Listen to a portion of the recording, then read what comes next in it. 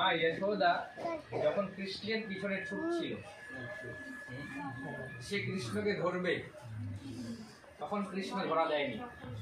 যখন মা যশোদা সবকিছু ছেড়ে দিয়ে বললো যে আমি আর পারছি না, আমার দ্বারা সম্ভব না তোকে ধরা, তখন কৃষ্ণ নিজে তার কাছে এসে ধরা দিয়েছিল।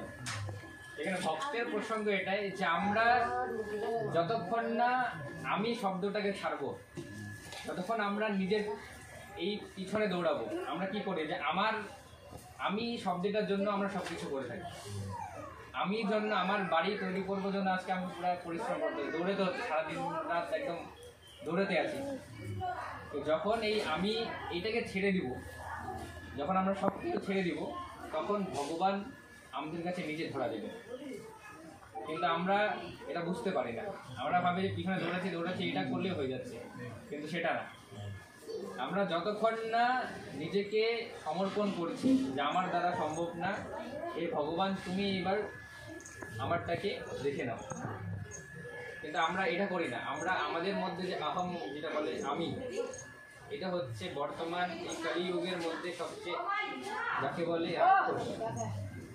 যেমন আগে সত্য, দাপর, ত্রেতা যুগ ছিল, সেখানে রাক্ষসের যে দানব যারা ছিল তাদের নাম ছিল অনেক বড় বড়। কংস, হিরণ্যকশ্যপ, তারপরে আসলো কংস, তারপরে এখনকার যে সবচেয়ে বড় দানব সেটা হচ্ছে আমি, এই শব্দটা। এটার জন্য আজকে মানুষ মারপিটও করছে। আজকে মানুষ নিজের ভাইকে, নিজের পাশের বাড়িকে কিন্তু মারামারি সাথে কাটাকাটি চলে যাচ্ছে এই আমি জন্য। আমি আমার এটা, আমার ওটা, এটার জন্য আজকে তারা সব কিছু করে ফেলছে। কিন্তু লোক বুঝতে পারছে না যে এই আমি শব্দটা হচ্ছে সবচেয়ে বড় বর্তমান ধ্বংসের কারণ একটা ব্যক্তি। তো তারা এবার যখন মা যশোদা কৃষ্ণকে ধরলো, তারপরে তিনি রশি দিয়ে কৃষ্ণকে বাঁধলেন, ওই কি ছামের মধ্যে, ওইটার মধ্যে কৃষ্ণকে বাঁধলেন। তারপরও কি যে কৃষ্ণ এত শক্তি, তখন সেই ছামটাকে শুদ্ধ সে টেনে নিয়ে যাচ্ছিল। এত শক্তি সেই সময়, যদিও ছোট ছিল কিন্তু শক্তি এত। তো সেইভাবে টানতে টানতে যখন দুটা যে নলকুবের আর মানিকগ্রীব তাদের বাড়িতে যে জন্ম বৃক্ষরূপে তিনি তাদের অবতার হয়েছিলেন, সেই দুটা বৃক্ষের মাঝখান দিয়ে কৃষ্ণ যাচ্ছিলেন। আর ওই বৃক্ষের মাঝখান দিয়ে যাওয়ার সময় ওই যে ছামটা আছে সেটা এইভাবে দুটা গাছের মধ্যে লেগে গাছগুলো উপরে পড়ে। আর সেই সময় তারা উদ্ধার পায়। তখন তারা কৃষ্ণকে সেখানে প্রণাম করে বলেন যে হে প্রভু, তোমার অনেক ধন্যবাদ যে আমাদেরকে এই জন্ম থেকে তুমি একদম গোলক ধামে তুমি আমাদেরকে প্রস্থান দিলে, আমরা এখন সেখানে যেতে পারবো। আমাদের এখান থেকে মুক্তি দেওয়ার জন্য তোমার অনেক অনেক ধন্যবাদ। এখান থেকে এটাই বুঝতে পারি যে আমরা হচ্ছে সেই গাছের মতো, আমাদের জীবনটা এমনভাবে এক জায়গায় আটকে গেছে, সেখান থেকে আমরা নড়তে পারি না। আমরা দিনে দিনে শাখা প্রশাখা মেলছি, কিন্তু আমার সাথে হঠাৎ দেখা হইলো, তার সাথে আমার মনের কানেকশন হলো। একজন আমার পাশের বাড়ি হঠাৎ একজনের কোনো বন্ধু দেখা পেলো, তার সাথে আমার মনের কানেকশন হলো, মনের সাথে মিল হয়ে গেল। হঠাৎ শুনে যদি তার কিছু হইলো, তাহলে কি আমার দুঃখ লাগবে? এই যে আমার শাখা প্রশাখা আস্তে আস্তে মিলছে, এই যে এখানে আমি আজকে এখানে আসছি, বা আমরা এখান থেকে এতদিন কীর্তন করছি, এত কিছু করছি, এখানে কিন্তু সবার সাথে একটা আমার শাখা প্রশাখা ছড়তেছে আস্তে আস্তে। এই ভবরোগের দেশে যে আমি আছি, এখানে আমি আমার শাখা প্রশাখা মিলছি খেলে আস্তে আস্তে। যদি বাই চান্স কোনোদিন পরে শুনি যে অমুকে কিছু হয়ে গেছে, তখন কি দুঃখ লাগবে, কষ্ট লাগবে, অনেকটা চোখ দিয়ে জলও পড়তে পারে। এই যে আমরা নিজের শাখা প্রশাখা মেলছি আস্তে আস্তে, এই শাখা প্রশাখা মেলতে মেলতে আমরা কি করছি যে আমরা বুঝতে পারছি না যে আমরা এই ভবরোগের দেশে আর বেশি ঢুকতেছি। আস্তে আস্তে আস্তে আস্তে আমরা বেশি গভীরে যাচ্ছি। আমাদের মোহ মায়া এটা সবকিছু বাড়তেছে আস্তে আস্তে।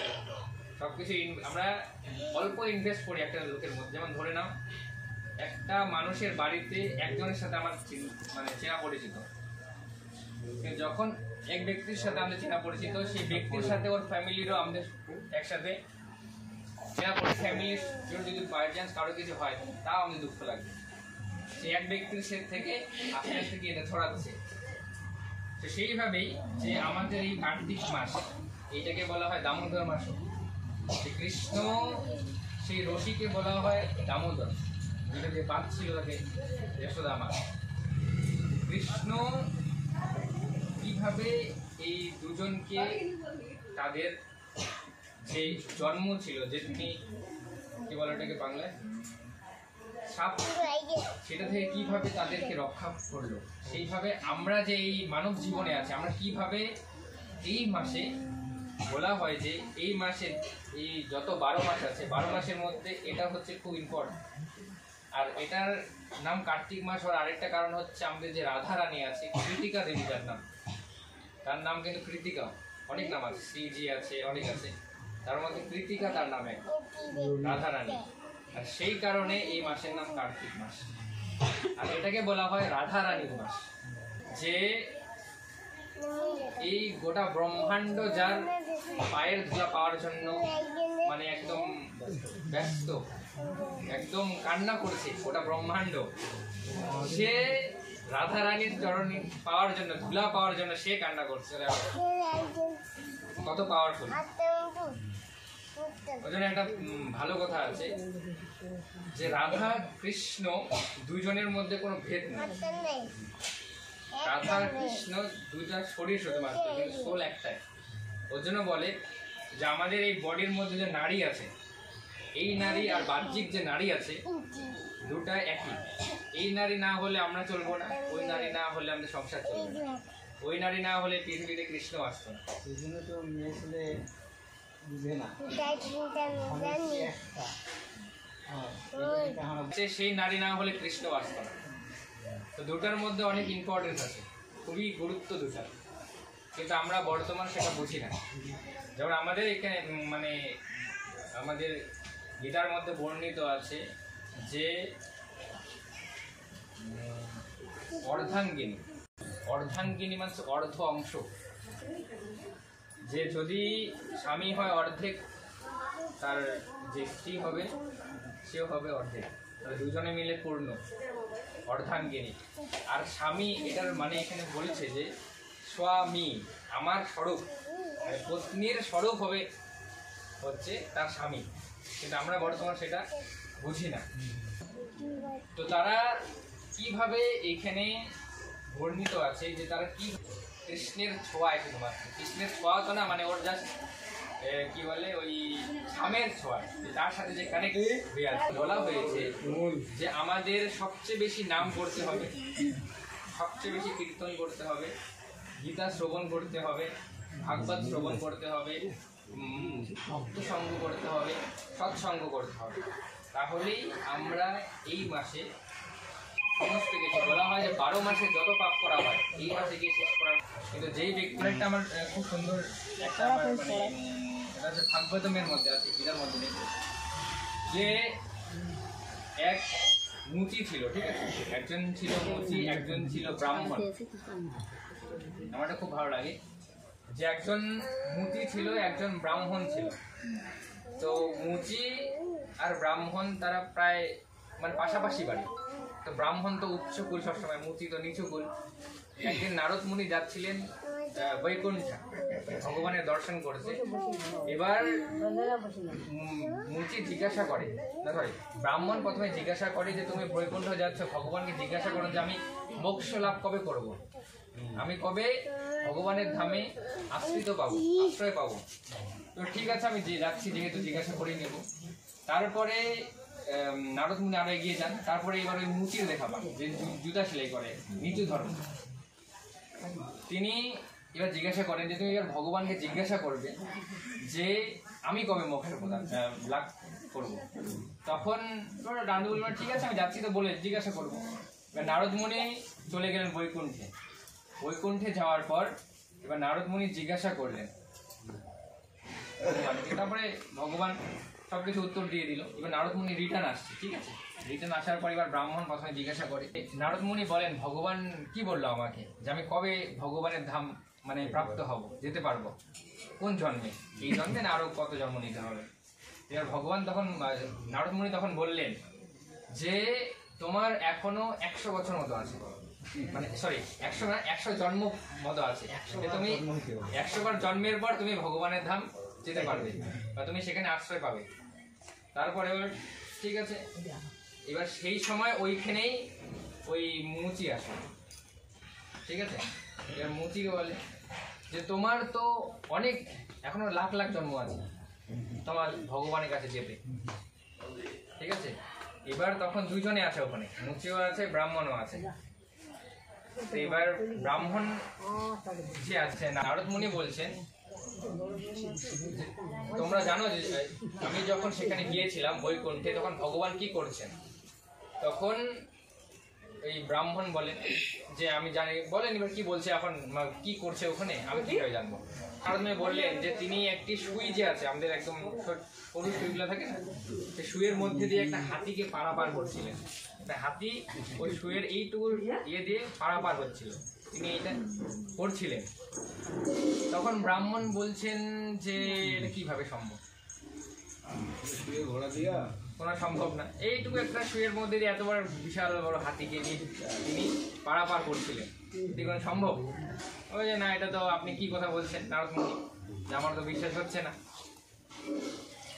তারপরে আবার যে মুচি ছিলেন, মুচিকে আবার এটা কোথাও বলছেন যে লাখ লাখ বছর তো তার জন্মের পর পাবেই। তার আবার এটাও বলছিলেন যে এই মুচিটি একটি ওই যে একটা ছোট ছোট পাতা থাকে না গাছের, একদম ছোট ছোট ওই তিতলি গাছের পাতার মতো, ঠিক আছে, ওরকম একটা গাছের নিচে হতে তিনি বসতেন। বলছে যে তুমি তো লাখ লাখ তো বছর আছেই, প্লাস এই গাছের যেমন এই যে তিতলি গাছের যতগুলো পাতা আছে যেদিন সবগুলা ঝরে যাবে সেদিন তুমি মুক্তি পাবে, মানে সেখানে লাখ লাখ তো বেশি আছে আবার। তো এবার মুচি জিজ্ঞাসা করলো, মুচি এবার ওই নারদ মুনি বললেন যে এবার তোমাকে বলছি যে ভগবান সেখানে কি করছে। তো তিনিও সেই কথাই বললেন যে ওই ছোট্ট সোনামুখী যে সুই থাকে একদম, সেই সুইয়ের মাঝখান দিয়ে হাতিকে পারাপার করছে। এবার যে মুচি ছিলেন তিনি এটা শুনে তাকে প্রণাম করলেন নারদ মুনি। এবার তিনি এবার জিজ্ঞাসা করলেন যে নারদ মুনি জিজ্ঞাসা করলেন যে তোমায় এটা শুনে হাসি পেল না? তো বলে না নারদ মুনি। এবার জিজ্ঞাসা করলেন তাকে, এবার মুচিটি বললেন যে না আমার তো কোনো মানে হাসি পেল না, আমার তো হ্যাঁ ভালো লাগলো। এবার কেন কেন ভালো লাগলো, এবার এটার মধ্যে খুব তাৎপর্য আছে একটা, যে এবার নারদ মুনি যখন জিজ্ঞাসা করলেন যে কেন মানে তুমি হাসলে না কেন, তোমার কেন তোমার মধ্যে ভক্তি কেন জেগে উঠলো আবার হঠাৎ, তোমাদের হাসার দরকার, এটা দিয়ে কোনো মানে কথা হলো, এটা তো মানে একটা মানে হাসি ঠাট্টার ব্যাপার হয়ে গেল, যে আমি তোমাকে বললাম তুমি বিশ্বাস করে নিলে হয়ে গেল। এবার মুচি বলল যে এটা হতেই পারে, কারণ নারদ মুনিকে তখন তিনি বলছেন যে এই যে দেখো এই যে আমি যে এখানে বসে আছি, এখানে এই যে গাছটি আছে তিতলির গাছ বা যেটা গাছ ছিল ছোট পাতা, যে তার যে বীজটি আছে এতটুকু বীজ, এইটুকু বীজ থেকে তিনি যদি এত বৃহৎ বড় গাছ তৈরি করে দিতে পারেন, তাহলে একটা সুয়ের মাঝখান দিয়ে কেন হাতিকে পারাপার করতে পারবেন না? এটাই তিনি বুঝিয়ে দিলেন যে একটা ছোট এইটুকু বীজ দিয়ে এত বৃহৎ বড় গাছ তৈরি হয়ে যেতে পারে। হ্যাঁ, তো তিনি একটা সামান্য মাত্র সুয়ের মাঝখান দিয়ে কেন হাতিকে পারাপার, তিনি তো ব্রহ্মাণ্ডের মালিক, তিনি যেটা ইচ্ছা তাই করতে পারেন। আমরা কি বলি যে আমাদের বাড়ির মধ্যে মন্দির আছে, এটা বলি তো আমরা আমাদের বাড়ির মধ্যে মন্দির আছে বা যেটাই হোক, কিন্তু আমরা এটা ভুলে যাই যে আমরা কার বাড়িতে আছি। আমাদের বাড়ির মধ্যে মন্দির নেই, আমরা কার বাড়িতে আছি এই জিনিসটা আমরা ভুলে যাই সবসময়, যে আমরা কি বলি আমার বাড়িতে কোনো মন্দির আছে, আমার বাড়িতে এটা আছে, আমার বাড়িতে ভগবান এটা এটাই সেটা বলি আমরা সবসময়, কিন্তু আমরা ভুলে যাই যে আমাদের বাড়িতে মন্দির নেই, আমরা তার বাড়িতে আছি, আমাদের তো কোনো অস্তিত্ব নেই, আমরা তো কোনো কিছু নিয়ে আসিনি, কোনো কিছু নিয়ে যাবো না আমরা।